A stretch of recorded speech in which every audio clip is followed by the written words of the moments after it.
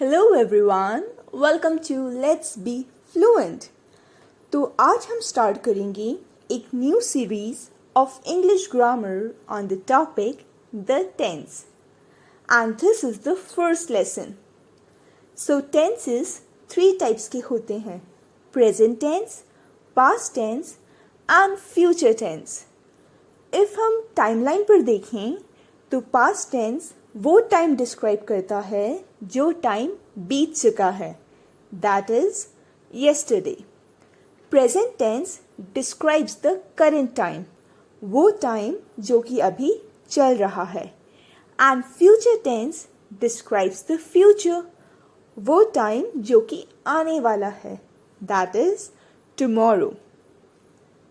So moving ahead, first form of tense is simple tense and simple tense भी 3 types में further divided है, that is simple present tense, simple past tense and simple future tense। तो आज के lesson में हम discuss करेंगे simple present tense। So simple present tense is used to describe permanent action and general routine। तो जो actions permanent होते हैं एंड हमारी डेली रूटीन्स होते हैं उनको हम सिंपल प्रेजेंट टेंस की हेल्प से डिस्क्राइब करते हैं। फॉर एग्जाम्पल, आई वर्क, मैं काम करती हूँ। तो ये एक परमानेंट एक्शन है, ये मेरा डेली रूटीन है, मैं रोज़ काम करती हूँ। So I work is a sentence of simple present tense। The other examples are you work, तुम काम करते हो, they work, वो काम करते हैं, we work, हम काम करते हैं। But लेकिन he works, she works and it works। तो हम he, she and it के साथ works लगाते हैं because he, she and it are third person singular number and third person singular number के साथ हम plural form of verb use करते हैं। तो यहाँ पर work is our verb and हम उसमें s add करके उसको plural बनाते हैं। So remember, with he, she and it we use plural form of verb because he, she and it are third person singular number and बाकी सब के साथ I, you, we, they हम original form of verb use करते हैं। Now we will see when to use simple present tense। Simple present tense कब और कहाँ use करते हैं। So the first one is permanent action। जब कोई एक्शन परमानेंट होता है तो हम उसको सिंपल प्रेजेंट टेंस में डिस्क्राइब करते हैं। For example, I live in California. तो ये एक परमानेंट एक्शन है कि मैं कैलिफोर्निया में रहती हूँ। The another one is he goes to school. वो स्कूल जाता है। अब ये भी एक परमानेंट एक्शन है एज वो कल भी स्कूल गया था, आज भी स्कूल गया है और आगे भी स्कूल जाएगा, इसलिए ये एक परमानेंट एक्शन है। The second one is daily routine. तो जब कोई चीज़ डेली रूटीन में होती है तो वो भी सिंपल प्रेजेंट टेंस में डिस्क्राइब होती है। For example, I wake up at 5 o'clock। मैं 5 o'clock पर उठती हूँ। तो ये एक डेली रूटीन है एज मैं रोज 5 o'clock पर उठती हूँ। The second one is I go to sleep at 11 o'clock। मैं 11 o'clock पर सोने जाती हूँ। तो ये भी एक डेली रूटीन हुआ बिकॉज मैं रोज 11 o'clock पर सोने जाती हूँ। तो जब भी हम डेली रूटीन डिस्क्राइब करेंगे तो हम वो सेंटेंस सिंपल प्रेजेंट टेंस में बनाएंगे। The third one is facts. अब फैक्ट्स वो होते हैं जो चीज़ें फिक्स होती हैं, उन्हें कोई चेंज नहीं कर सकता। For example, sun rises in the east. Sun east direction से राइज होता है। अब ये एक फैक्ट है बिकॉज इसको कोई चेंज नहीं कर सकता। ये एक परमानेंट एक्शन भी है एज सन बहुत टाइम पहले से ईस्ट डायरेक्शन से राइज होता है, आज भी ईस्ट डायरेक्शन से राइज होता है एंड आगे भी ईस्ट डायरेक्शन से ही राइज होगा। दैट्स वाई ये एक परमानेंट एक्शन है। एंड या ये एक रूटीन भी है बिकॉज सन रोज ईस्ट डायरेक्शन से राइज करता है। Similarly sun sets in the west. ये भी एक फैक्ट है कि सन वेस्ट डायरेक्शन में सेट होता है एंड ये एक परमानेंट एक्शन भी है और रूटीन भी है बिकॉज सन डेली बहुत टाइम से वेस्ट डायरेक्शन में सेट हो रहा है, आज भी हो रहा है और आगे भी होगा। तो जब हम फैक्ट्स डिस्क्राइब करते हैं तो हम वो सेंटेंसेस भी सिंपल प्रेजेंट टेंस में बनाते हैं। The fourth one is schedule. इस वर्ड के 2 प्रोनाउंसिएशंस होते हैं। एक होता है schedule and the another one is schedule. Schedule is the pronunciation of American English and schedule is the pronunciation of British English. And yeah, both are absolutely correct. तो आप इसे किसी भी वे में प्रोनाउंस कर सकते हैं, either schedule or schedule. Both are the right ways. Now let's look at the examples.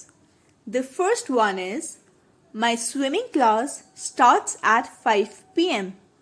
मेरी स्विमिंग क्लास 5 p.m. पर स्टार्ट होती है। ये एक स्केड्यूल है बिकॉज ये टाइमिंग फिक्स्ड है। इट्स प्री डिसाइडेड कि मेरी क्लास 5 p.m. पर स्टार्ट होती है। The another one is the flight arrives in the evening. Flight evening में अराइव होती है। ये भी एक स्केड्यूल है because it's the fix time of the flight कि वो हमेशा इवनिंग में अराइव होती है। The fifth one is frequency. Frequency ये डिस्क्राइब करती है कि कोई भी चीज़ कब और कितनी ड्यूरेशन से होती है।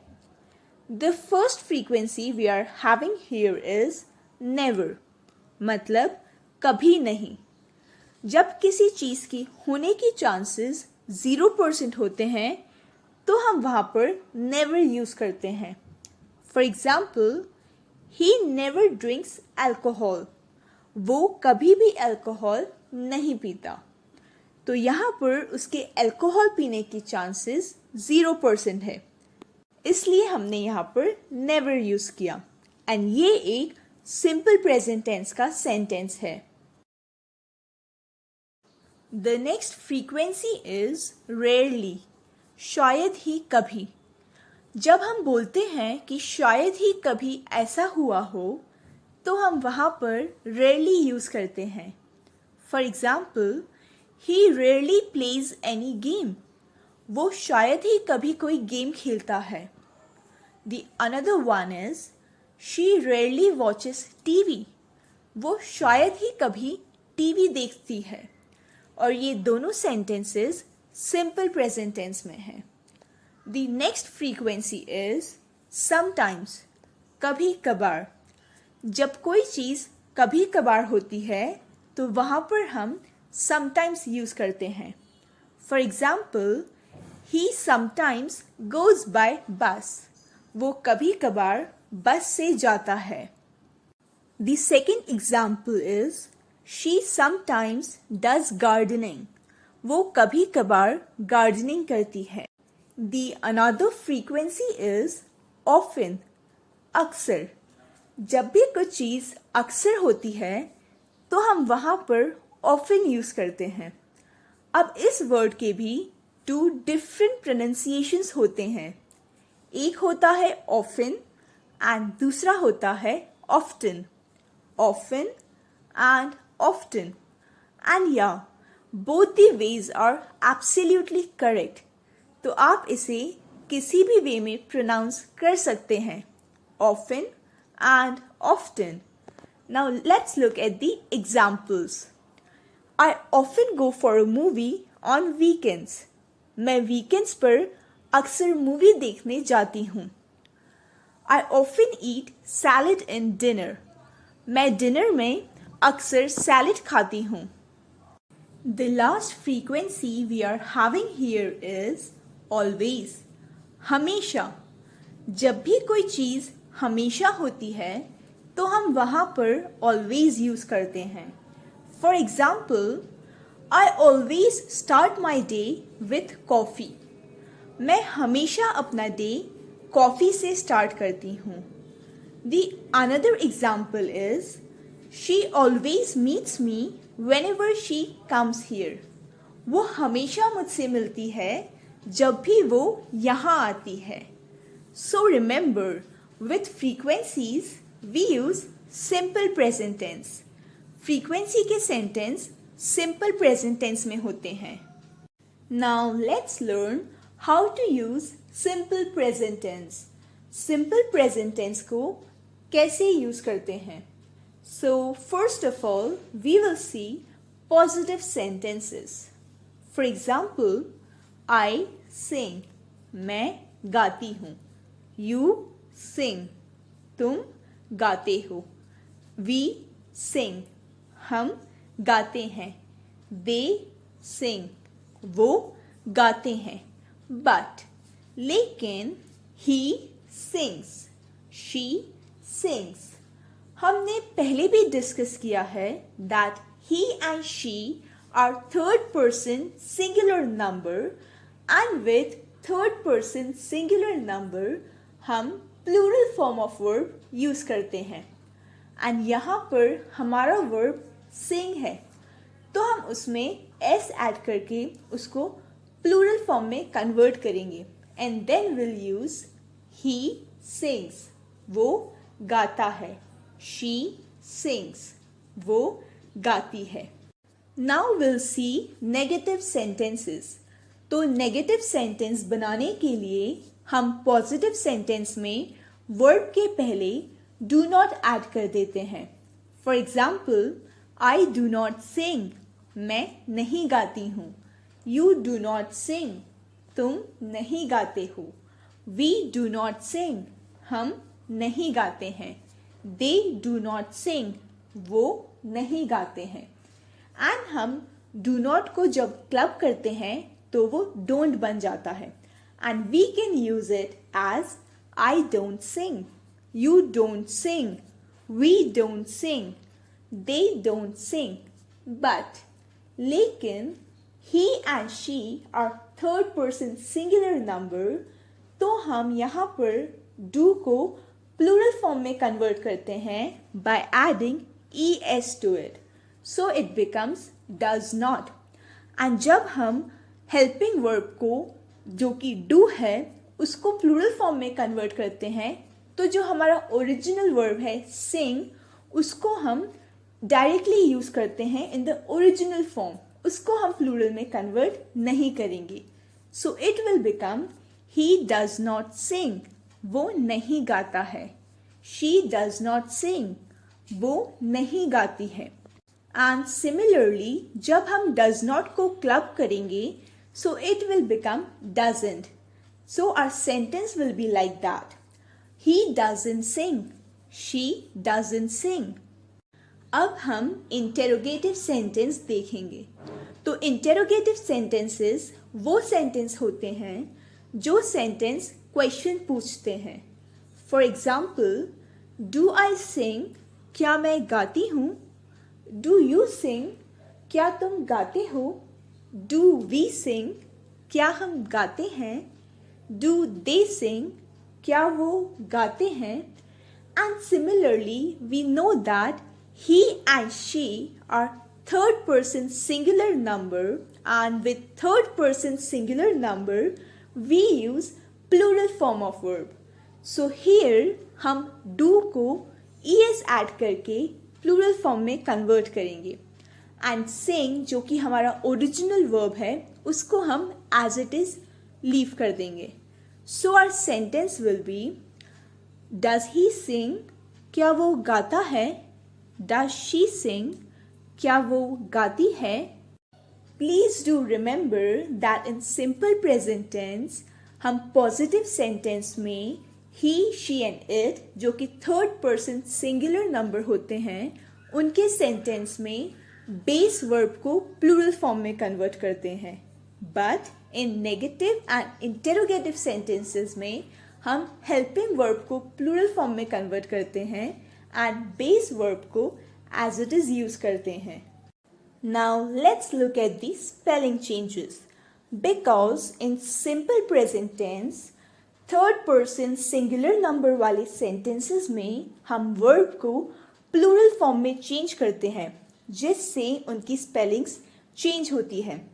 So let's look at that. In most of the verbs हम simply base verb में s add करके उनको plural form में convert करते हैं. For example, work, works, eat, eats, sing, sings, dance, dances. But कुछ verbs ऐसे होते हैं जो s, sh, ch या फिर x से end होते हैं तो उनको plural form में convert करने के लिए हम es add करते हैं. For example, kiss, kisses, wash, washes, watch, watches, mix, mixes. Now moving further, कुछ verbs ऐसे होते हैं जो y letter से end होते हैं but y letter के पहले जो letter होता है वो एक consonant होता है तो उनको plural form में convert करने के लिए हम y को remove करके IES add करते हैं. For example, try, tries, cry, cries. Now looking at some more examples, babies cry. तो यहाँ पर babies third person plural number है इसलिए हम जो verb लेंगे वो singular form में लेंगे. So babies cry. But baby cries. Baby is third person singular number तो हमने जो verb लिया है वो plural form में लिया है इसलिए baby cries. So remember that third person singular number में plural form of verb use होता है and third person plural number में singular form of verb use होता है. कुछ verbs y से end होते हैं बट y के पहले जो लेटर आता है वो एक वॉवल होता है तो इंग्लिश अल्फ़ाबेट्स में 5 लेटर्स ऐसे होते हैं जो कि वॉवल होते हैं that is A, E, I, O and U. So English alphabets के ये जो 5 अल्फ़ाबेट्स हैं A, E, I, O and U, they are known as vowels. जब हमें इन वर्ब्स को प्लूरल फॉर्म में कन्वर्ट करना होता है तो हम बेस वर्ब के आगे सिंपली s ऐड कर देते हैं. For example say, says, play, plays, buy, buys.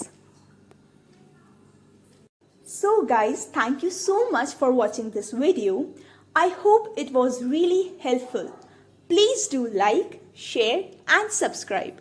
और हम जल्द ही मिलेंगे इस सीरीज की नेक्स्ट लेसन के साथ.